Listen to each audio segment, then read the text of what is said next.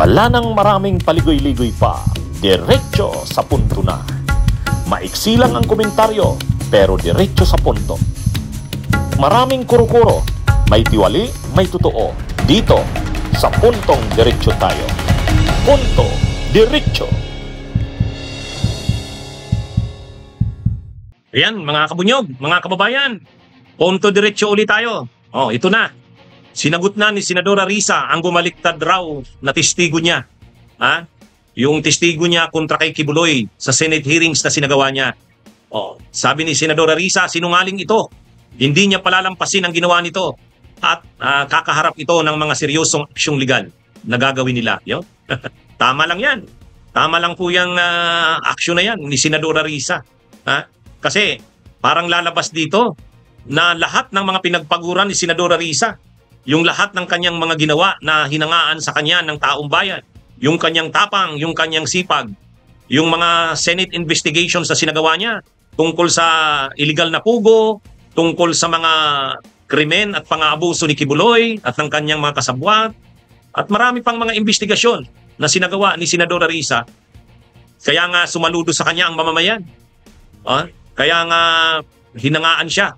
Lalo na ngayon dito sa impeachment. Siya rin at saka si Senador Coco ang talagang matatag ang paninindigan na ituloy ang impeachment trial laban kay Sara Duterte.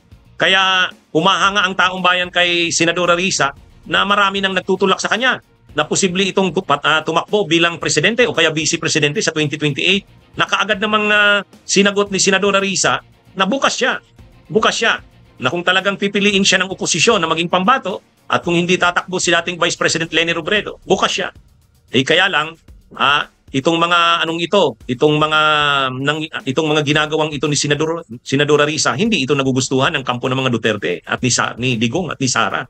O syempre, at ni Kibuloy. At nakikita nila na parang mas mabigat pang kalaban si Risa Hontiveros kaysa kay Martin Romualdez. Para sa kampo ni Sara Duterte, mas seryosong kalaban si Risa. Kasi may kredibilidad dito at respeto at paggalang ng taong bayan. Kaya ang iniisip ngayon ng kampo ng mga Duterte, dapat mademolish. Dapat madurog na ito ng maaga. Kitlin sa usbong. Kumbaga nagsisimula pa lang si Senadora Risa na maging kilala, matibay, at seryosong kalaban sa 2028 ni Sara. Sa usbong pa lang kitlin na. At ito na nga. Kung kikitlin o ininip in the bud, kitlin sa usbong pa lang, nagsisimula pa lang, ito na. Kasi para hindi makabuelo si Senadora Risa, matakot ito lalo sa impeachment trial ni Sara. At para magawa yan, papalabasin na si Senadora Risa ay nagbayad at pinersa ang kanyang mga testigo. At itong isang ito na naging testigo sa Senate investigation niya laban kay Kibuloy, ayun, bumaliktad. Sabi, binayaran daw siya ni Senadora Risa. Ang layo naman. Hindi naman milyonaryo si Senadora. Saan naman siya? Sa ang pagkatao ni Senadora Risa, hindi gagawa ng ganyan. Hindi gagawa ng ganyan. Ang sabi pa nung nasabing testigo na bumaliktad raw kay Senadora Risa, daw siya, sinabihan daw siya ng mga staff ni Senadora Risa at ng gobyerno na pag nagtestigo laban kay Kibuloy at doon sa mga kasabwat ni Kibuloy na mga pastor at mga opisyal ng Kingdom of Jesus Christ ng SMNI, kapag nabawi daw yung mga yaman mula kila Kibuloy, nakuha ng gobyerno, bibigyan daw ng reward. Yun daw ang pangako. ang tindi naman ng nasabing testigo. Anyway, ito yung sinabi ni Senadora Risa Hontiveros. A statement on the falsehoods being spread by a former Senate hearing witness. Kasinungalingan ang mga aligasyon ngayon mula sa nagpakilalang dating testigo sa pagdinig ng Senado ukol sa mga krimen ni Pastor Apollo Kibuloy. Kaagad all caps pa yan as sinungalingan. Sabi ni Senadora Risa, sangkaterba ang ebidensya ng aking opisina na magpapatunay na gawa-gawa lang ang pahayag ngayon ng taong yan. All witnesses presented during the Kibuloy Senate hearings freely and voluntarily offered their testimonies in the evidence they carried. May mga ebidensya siya, sabi ni Senadora Risa, na magpapatunay na yung sinasabi na yan ng nagbumaliktad raw na testigo na siya'y pinersa, na siya'y binayaran, hindi totoo yan. May mga ebidensya, sabi ni Senadora Risa ang kanyang opisina, na magpapatunay na hindi totoo yan. Sabi pa ni Senadora Risa, lahat ng yan ay may mga paper trail and readily corroborated by multiple agencies and officials. Handa kami na ilabas ang iba-ibang screenshot at video sa tamang panahon. Yun. Kumbaga, ipapakita doon sa mga hawak nilang ebidensya na yung testigo na yan, hindi yan pedersa, malaya at voluntaryo ang naging kanyang paglapit sa opisina niya ni Senadora Risa. Hindi ito binayaran, hindi ito pinersa. May mga ebidensya siya na mga video, screenshot, at yan daw ay maaaring patunayan ng iba pang mga ahensya ng gobyerno na nakatulong ng opisina niya ng kinausap yan, yung testigo na yan. Kaya hindi makakapagsabi yan na yan ay pinersa o binayaran. Sabi pa ni Senadora Risa, we have reason to believe that this individual has been coerced or paid off. O yun, pinersa pala yan at binayaran to derail the ongoing criminal proceedings against Kibuloy and disturbingly threaten my staff and the witnesses who spoke out against Kibuloy's heinous crimes. Ganyan sila kadesperado. O yun, ang tingin ni Senadora Risa, binayaran yan, inalok.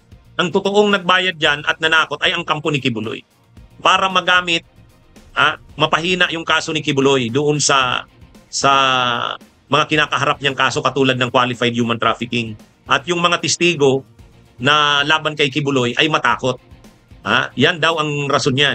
Sabi ni Senadora Risa, ganyan sila kadesperado. So ano ng plano ni Senadora Risa? Sabi niya, we are preparing our serious legal response against this act of harassment and intimidation.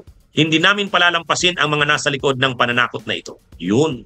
So hindi palalampasin at maghahanda ng mga seryosong legal na aksyon ang opisina ni Senadora Risa laban dito sa di umano'y bumaliktad na testigo niya. Yun. Tama lang yun.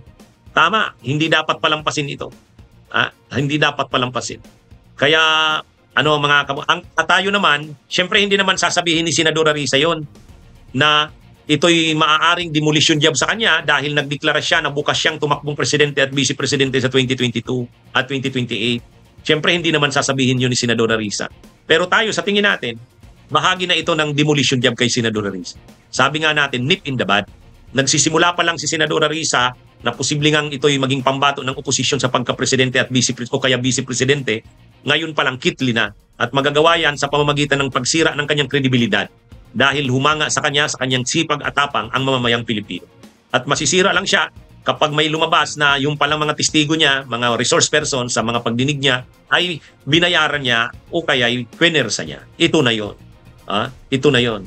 At isa pang dahilan, dahil magsisimula na nga ang impeachment trial ni Sara at ang pinakamatibay na lumalaban para sa impeachment trial ni Sara ay itong si Senadora Risa, o yun, isa pa ito sa dahilan. Ito yung mga dahilan. Hindi naman babanggitin yan ni Senadora Risa sa statement niya kasi syempre hindi niya naman pwedeng sabihin na kaya ginagawa yan dahil nagdeklara na bukas siyang tumakbo sa 2028. Pero sa tingin natin, yan ang iba pang mga dahilan.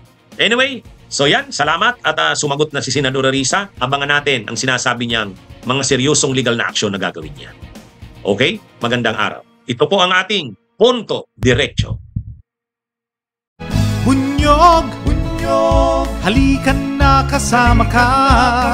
Bunyog, kapag buklod ay may pag-asa.